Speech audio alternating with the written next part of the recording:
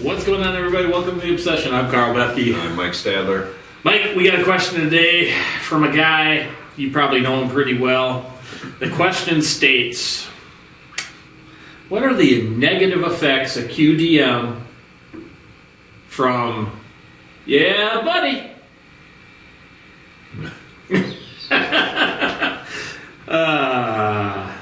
You know that guy?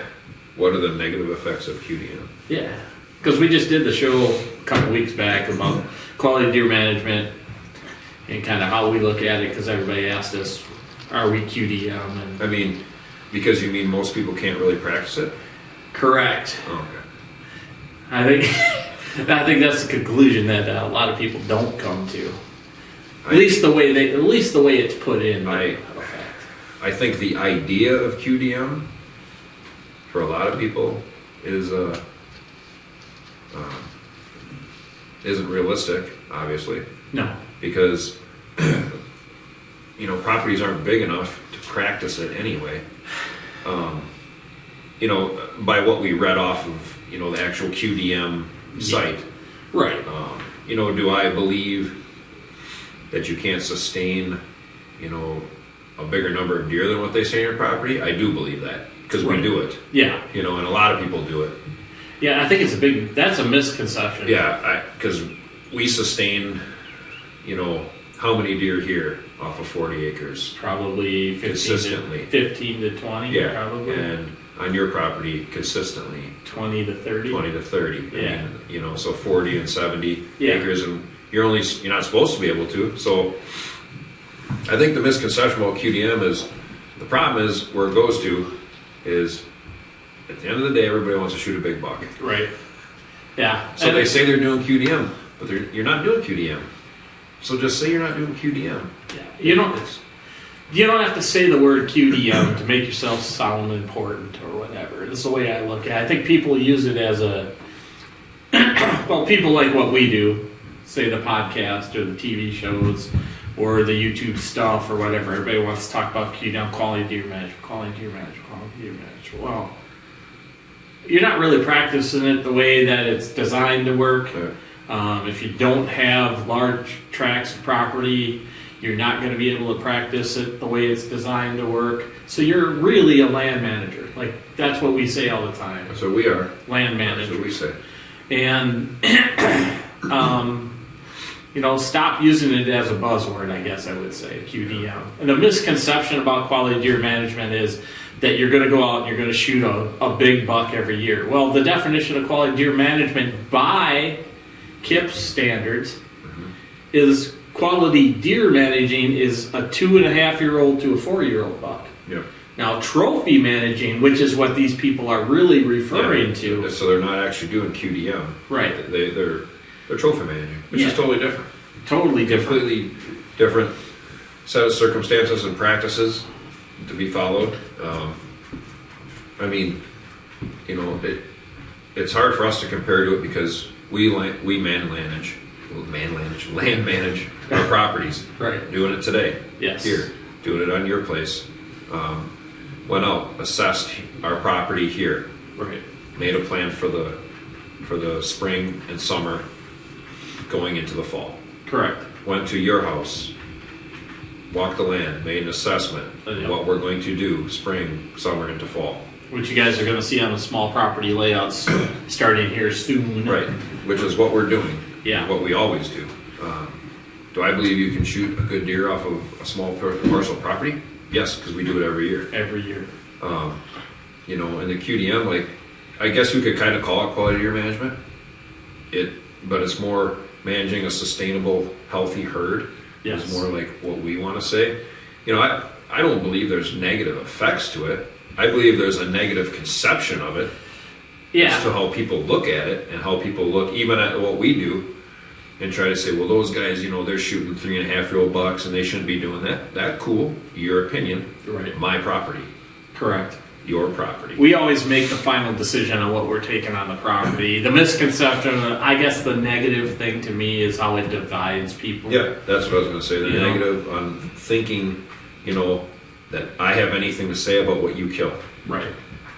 Or vice versa. Right. Or the neighbor, Right. or the guy across the street, or the guy that lives next to you. Yeah. I mean, it's not your business. No. And it's not your deer. Right. Remember that too. The only thing is, it's only your deer after you take that animal. Till then, it's not your deer. It's a free roaming animal. Unless you have a fenced in property. No. And if you have fenced in property, well, then they probably are your deer. Yeah, they are your deer. And I mean a big fence. Yeah. But yeah, the animosity that is created sometimes because of, let's just say, the guy who puts up the QDM signs and the guy who's trying to tell, if you're going to post a QDM sign, don't be the guy who starts designating others around you that you need to do this too because this is what I do. yeah. That's not the mentality to take, and that's not going to work for anybody. Well, it goes into the buck shaming too, people. Yeah. Buck shaming, or I absolutely can't stand somebody shoots a deer, they get up to it, it's not what I thought it was, some ground shingles in there. Shut the hell up. Right. Because you know what it is when you pull the trigger or pull your release, whatever you want to call it. So don't downgrade the animal at that point because you think that other people are going to look at it differently, because right. that's the problem with QDM or trophy hunting, whatever you want to call it. Like, be proud of what you take. Yeah, the other part about that too is just because you shoot a big deer, or if you've shot a couple big deer, doesn't make you any better than anybody else. No. And quality deer management shouldn't be something that you think sets you above somebody else, because it doesn't. Land managing doesn't set me and Mike above anybody else. We do it because this is where our goals are. And we're the type of guys that we set our goals and we accomplish them every year. Yeah. And if we don't, then we feel like we failed, and we find a way to do it the very following year. Goals are non-negotiable. That is a fact. But, that's the biggest negative effect of it. Actual QDM, I have no problem with it at all. No. Because what it does is sustain a healthy herd Yep. on a piece of property. Yep. And that's really what you should be looking to do. Yep. And you don't have to call it QDM to do it. No. We've been doing it for years, small tracts of land. We always have trophy quality animals, Yep. and usually have an opportunity to take one. That's the biggest thing about it, to us. And I don't, if a guy next to me shoots, like there was a couple bucks that got shot next to me, Right. that we were kind of hoping made it. Also bucks that we would have shot. Oh yeah. But I'm not mad Right. that the neighbor shot one. Like, it's not mine. No. And he has property, Yep. and he does work on it. So, at the end of the day, it is what it is. And if you think you're going to keep all the animals on your property, I don't care what you say, and I don't care who wants to debate it, you can't keep them there. No. I mean, unless you own, thousands of acres. Even then, the animals that are on the edge, the edge animals are going to go off. Yeah. So it's I don't know, that getting on other people about what they kill and worrying about what everybody else does are the biggest problems to me. Yeah. If you want to try to align yourself with your neighbors, I think that's a good way to go about doing things. Yeah. There's always going to be that one person that's going to, it's their view. They may not have the same view as you. Quality deer management, if that one person is the real strict QDM person, let's just say, and he's decided or she's decided they're not going to shoot a buck unless it's 5 years old, which is trophy management, not quality deer management. It's a whole new thing. And that's where quality deer management comes in. Is quality deer management is about us sustaining a quality deer herd. It's not about the size of the buck that you shoot off of it. But that being said, a quality deer herd will have trophy bucks in it. Yep. And that's where QDM started. Yeah, the biggest problem, I think one of the biggest problems with QDM too, that I don't think we've touched on it, is these people, they don't really do anything on their land. Yeah. But they say, you ain't shooting no buck unless it's 4.5, 5.5 years old. Mm-hmm. But you're not working on bedding areas. You're not working on food plots.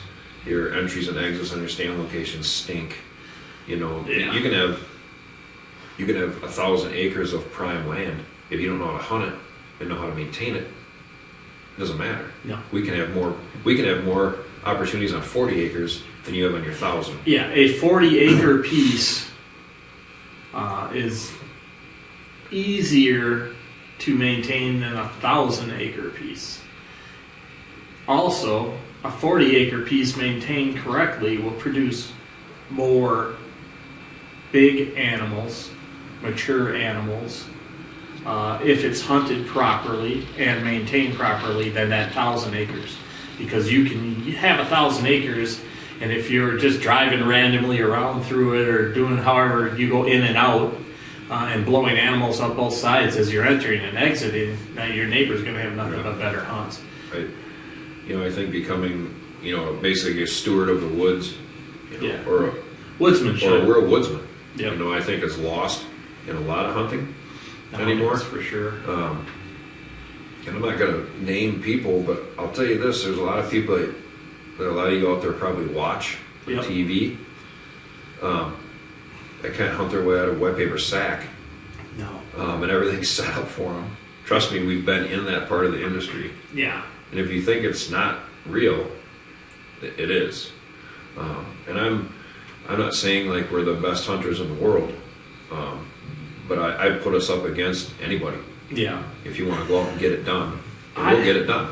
And we've proven it. We've got it done in short amounts of time. And being able to go to a piece of property and analyze it quickly Yeah. is huge. And a lot of people can't do it. No. For instance, just going out west, give ourselves 5 days, Yeah. get an animal on the ground, get 2 animals on the ground with a bow in 5 days, spot and sock. Yep. It's not easy to do, No. so the trophy aspect gets lost where it really should be. Yeah. And it's the preparation and the planning and being able to harvest an animal is a huge part of that end result, not the actual size of antler. Everybody wants the big antlers. Yes. Everybody does. So, but that's not the whole thing. Yeah. Your woodsmanship, I think, like Mike was saying, is being lost in the modern hunter due to many things. I'm going to start out 100% with talking about the apps. If this thing tells you one thing because somebody built an algorithm, that's fine and dandy, but they're usually generalized. It's not going to tell you you're going to be successful. It's telling you conditions are right to maybe deer moving because of this, or this. And those are all assumptions also. You need to know your land. The other part is animals in general, whitetails in general, are creatures of habit, no different than a human. So a whitetail in Wisconsin is going to use the terrain similarly to a whitetail in North Dakota, South Dakota, Minnesota, Iowa, Illinois, all the states that have whitetails. They have generalizations that they follow, whether it be a topographical movement or something like that, structure. And I think a lot of the hunters nowadays have lost that ability to read the terrain and then move accordingly based off of wind and utilize that terrain to hunt.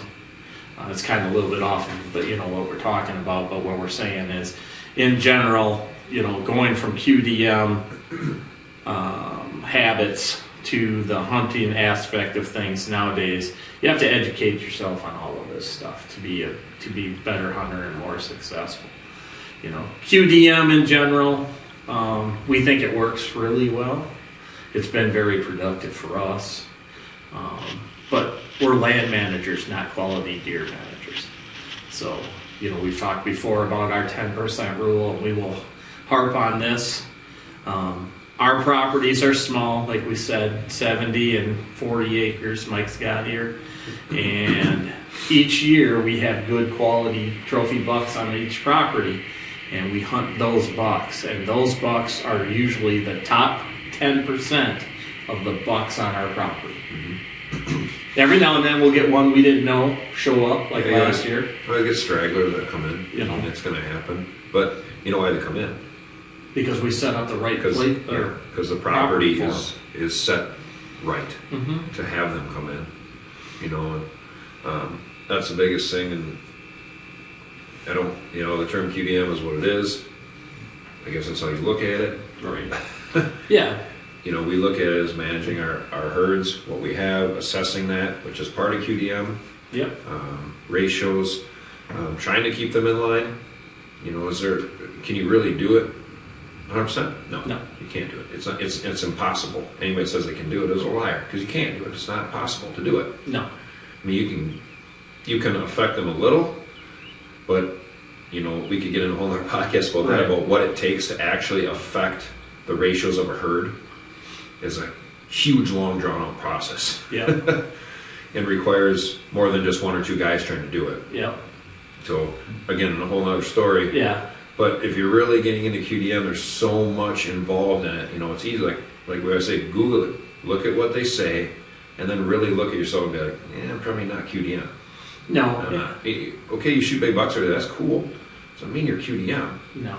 You could have the right 7 acres, a transition zone between perfectly great food source and a bedding area, and kill Boone and Crockett bucks every year. I mean, I used to hunt that property outside of Fox Lake that literally you could walk through there during the day and probably not kick a deer out of it. Right. And I shot, I believe, my 4 biggest bucks out of that property because I knew when they searched it and when they came through and where to be. Right. Simple as that. Yep. The properties we have now are way better for sustaining and holding deer. Yeah. But I've shot some of my biggest ones on property like that. Oh yeah, and it's the same as the kill corridor across the road from my place. It happens. One big hillside for structure, a couple food plots located correctly, and 20-yard in and outs. And that all falls back to knowing the land, knowing the woods, being a woodsman. Back to woodsmanship. Back to what we're talking about. So, you know, practices like that can make you a trophy hunter. Don't call yourself that. If you're going to practice QDM, I doubt you're doing it. You know, and people can call or message us and argue with it, but you know, tell us what you're doing then. Yeah. And show us your QDM and show us your numbers and show us your herd and how you're sustaining that. What your, you know, your structure, your bedding, your food, your entry, your exit. Tell us how big your property is first. It's all part of it. Yeah. Yeah. And you know, what was the number that Kip had on the QDM website? For actually being able to practice it, wasn't it 1,000 acres? For QDM, 250 to 1,000 acres with a good QDM property. Trophy management, you had to have 5,000 acres to be effective, he said. I wish. Oh, good Lord. Yeah, so that whole scenario, you know, it doesn't matter. That's how I'm going to say it. Doesn't matter how big a deer you shoot every year anyway. Trust me, the size of the animal is not going to get you anywhere anyway. You do see these people try to promote 2 I shot 5, I seen one the other day. Actually this morning, 5 200-inch bucks this certain individual has got. And that's great, congratulations. But this guy is also the guy that has somebody else, you know, do all his work for him. When they see him, yeah. Too. Hey, we think we have one on this property. You want to come hunt it? Yeah. Cool. I'd take that call. There's a certain big name individual that everybody knows. Yeah, and that's fine. Whatever, but you know, I don't know. It's something that annoys me. Hunt for the right reason. Yep. You know, harvest what you want to harvest. Be happy. And be happy for it, you know. And be happy for other people that are around you that harvest certain animals too. You know, if I'm chasing a certain deer and it gets harvested by somebody else, whether it be Mike or whether it be one of my neighbors, congratulations, you know. Well, hopefully me. Well, I would prefer it to be you, but, you know, nothing against my neighbors, but,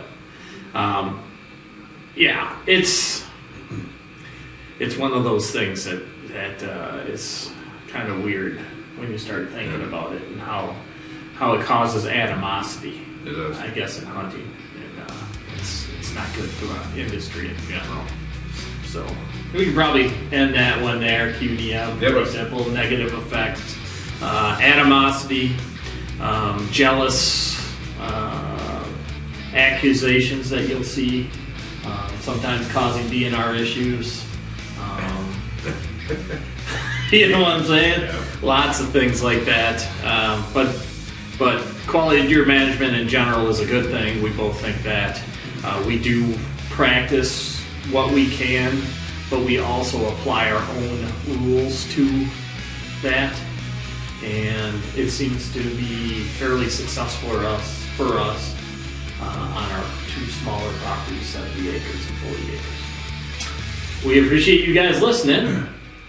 If you guys want to subscribe to the channel, hit the Reaper in the lower right-hand corner. If you want to listen on the podcast, you can check us out at RSS.com, Amazon, Spotify, Google, iHeart, one more, Apple, and YouTube. Yeah, buddy. Check out our pretty faces right here on YouTube.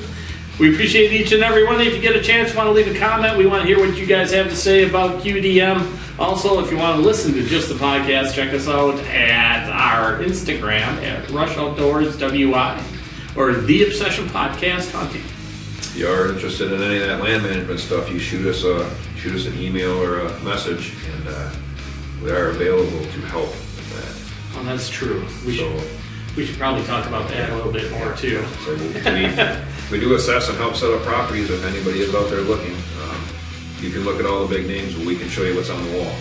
So works for us. We can make it work for you. Thanks for listening. Yo. Yeah, buddy.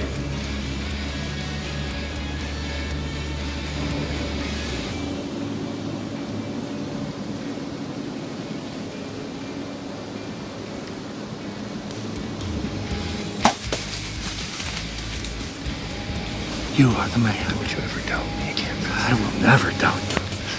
That was awesome, dude. There's a tank. That's a tank? I looked up and he's coming. I'm like, I was looking.